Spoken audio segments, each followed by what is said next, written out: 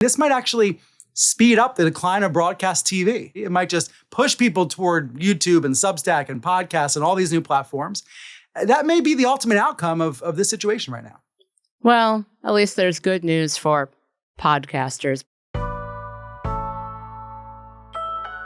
It's Monday, September 22nd. I'm Jane Coaston, and this is What a Day, the show that learned on Friday that free speech has an entirely new meaning, courtesy of President Donald Trump. When somebody is given 97% of the stories are bad about a person, that's no longer free speech, that's just cheating, and they cheat. Content warning. There's going to be a lot of cheating in this episode. On today's show, a federal judge in Florida tosses out Trump's $15 billion defamation lawsuit against the New York Times due to it being written like a love letter to Trump. And the United Kingdom, Australia, Portugal, and Canada formally recognize a Palestinian state. But let's start with Jimmy Kimmel. You've probably heard a ton about this story over the last few days. That's because the suspension of a late-night talk show host isn't just about a late-night talk show host. It's about speech and what you can and apparently can't say on television. Last week, ABC pulled Jimmy Kimmel Live from its usual spot in the nightly lineup after FCC Chairman Brendan Carr said that Kimmel should face repercussions for comments regarding the assassination of conservative activist Charlie Kirk. But there's a lot more to this story. First, there's the money. Nexstar, the largest owner of television stations in the country, desperately wants a merger and would need permission from the FCC to get it done. In fact, mergers have seemingly been in the background for multiple incidents of massive media companies capitulating to the Trump administration over the last few months. Take the cancellation of comedian Stephen Colbert's talk show by CBS, for example, in the shadow of the Paramount-Skydance merger. A merger that got approved by the FCC right after Colbert's show got canceled. But FCC Chairman Carr's remarks made the subtext of the suspension of Kimmel's show into text so obvious that even Texas Republican Senator Ted Cruz could read it. Here he is discussing Carr on his podcast on Friday. Look, I like Brendan Carr. He's a good guy. He's the chairman of the FCC. I work closely with him. But what he said there is dangerous as hell. He says, we can do this the easy way, or we can do this the hard way. Yeah. And I got to say, that's right out of Goodfellas. That's right out of a mafioso coming into a bar going, nice bar you have here. It'd be a shame if something happened to it. Yes, he did a weird A Bronx Tale impersonation there. We all heard it, and we're dealing with it. Anyway, what's worrying me, however, is the bigger picture. A growing sentiment within the Republican Party, which, if you recall, currently controls the White House and both chambers of Congress, that actually free speech doesn't apply if you say mean things about Republicans. Here's Oklahoma Republican Senator Markwayne Mullin seemingly making that very point to CNN's Dana Bash on Sunday. Of course, first, he says that he's a big fan of free speech. Absolutely, I believe in free speech. Without a question, I believe in free speech. But then, when you start using words of that he's a Nazi and comparing him to Hitler, and I'm not saying you've done that, I'm saying this is the negative stories that have been played about him, there is a problem at some point, and some people have to be held accountable. Held accountable for mean words. Wasn't it like January when we were told that this was an administration that cared about free speech? So to talk more about the media machinations that got Jimmy Kimmel pushed off the air and the chilling effect of the FCC's implied threats, I spoke to Brian Stelter. He's a media analyst for CNN. Brian Stelter, welcome back to What a Day. Thank you, I think.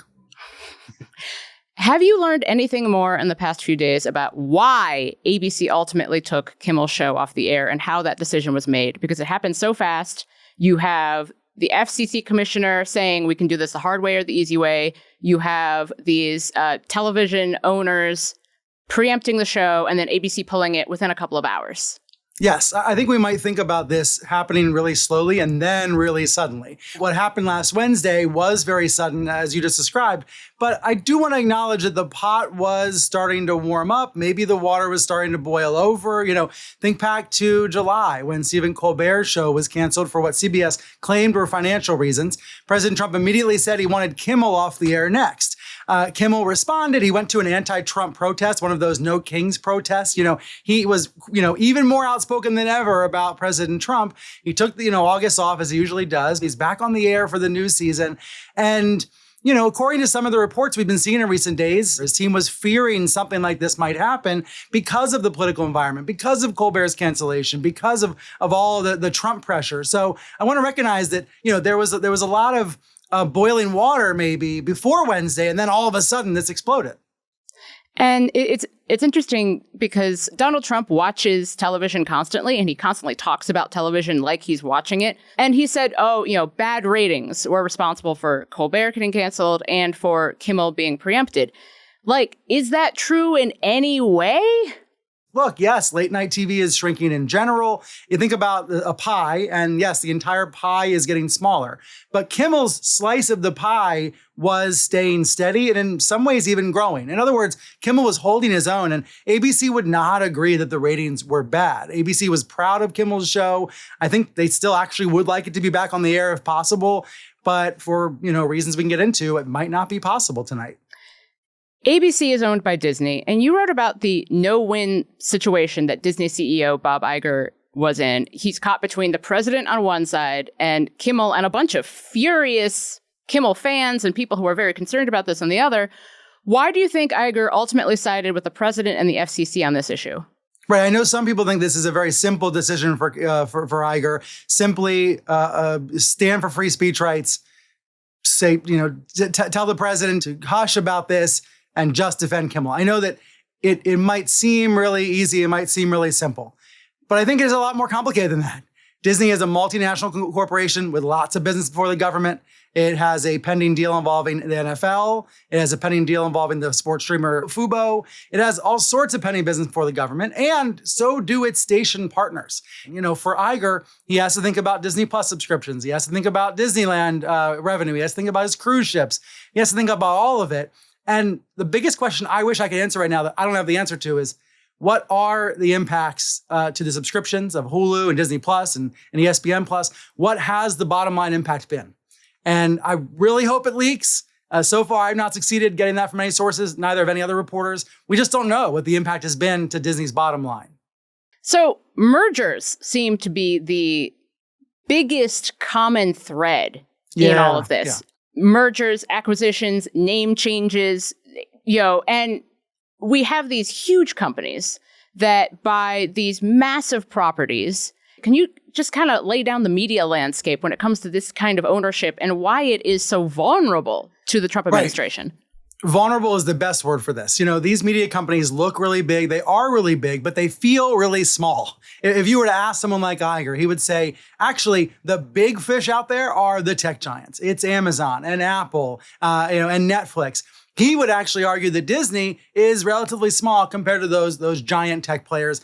And he has a legitimate argument to make. So that is why we see Paramount trying to get bigger, possibly trying to make a bid for CNN's parent company where I work, Warner Bros. Discovery. We continue to see this acceleration of consolidation because these media companies think they need to get bigger to compete with the tech giants. Now, with that in mind, normally in the pre-Trump era, government regulators would look at these deals independently, with scrutiny, with applying antitrust law, applying public interest standards. Now, flash forward to Trump 2.0, it is very clear that Trump sees the government as his own personal tool to punish his perceived enemies. And so when we look at the FCC's actions, when we look at the DOJ's actions, there's this assumption now that it's all transactional, that it's all about whether Trump is your friend or foe.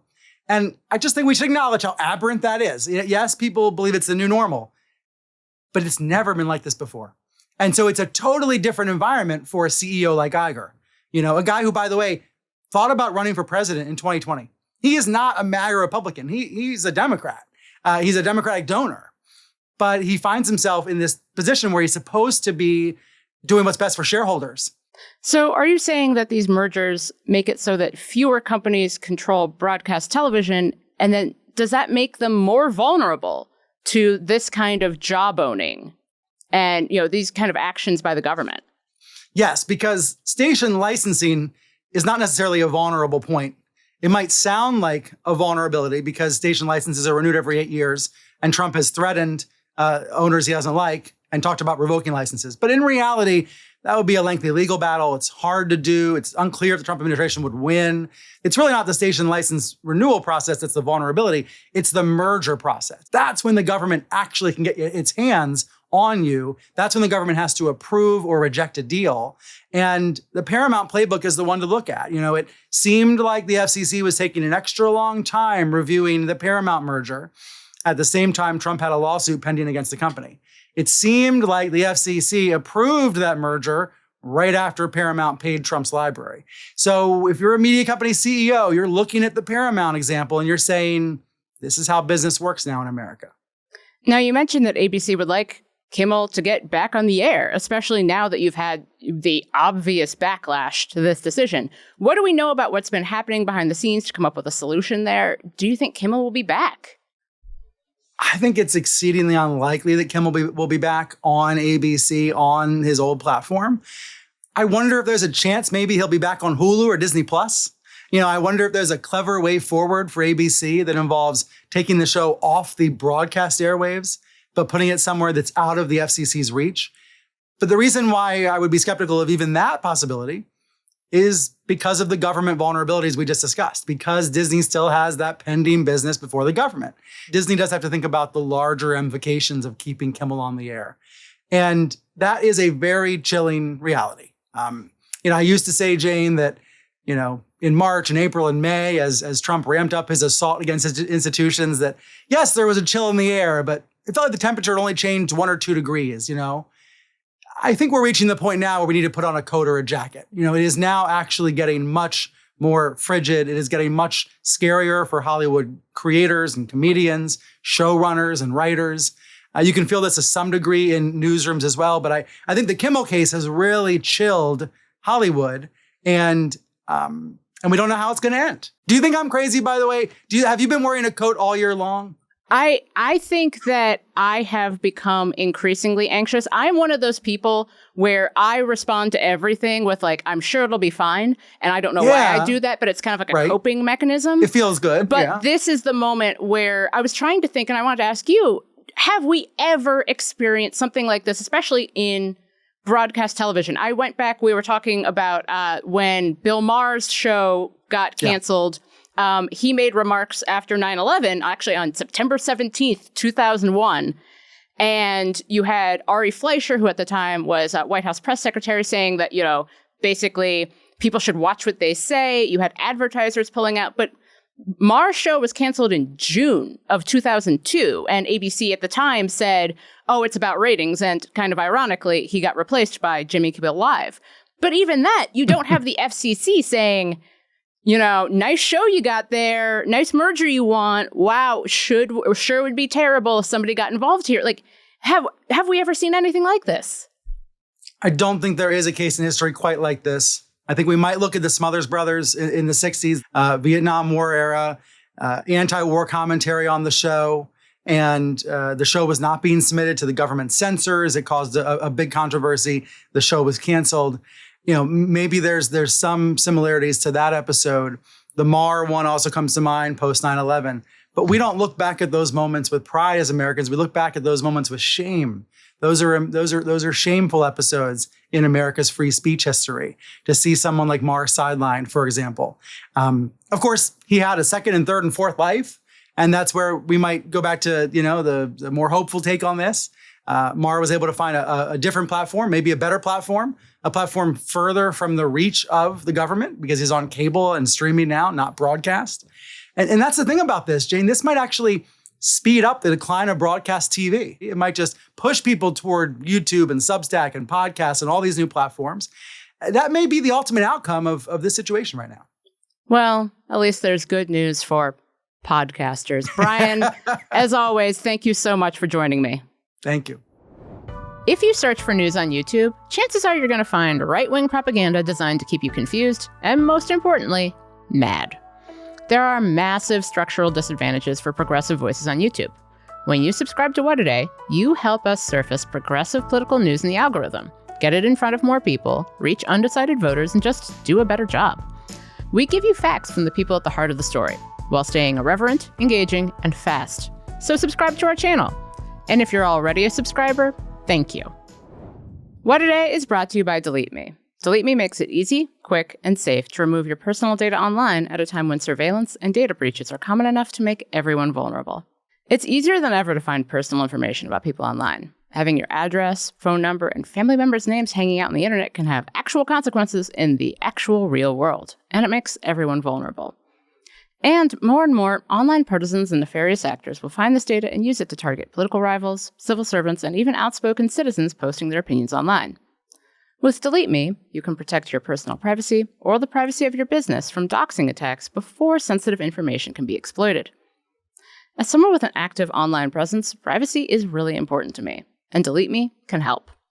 Take control of your data and keep your private life private by signing up for Delete Me, now at a special discount for our listeners. Get 20% off your Delete Me plan when you go to joindeleteme.com/WAD and use promo code WAD at checkout. The only way to get 20% off is to go to joindeleteme.com/WAD and enter code WAD at checkout.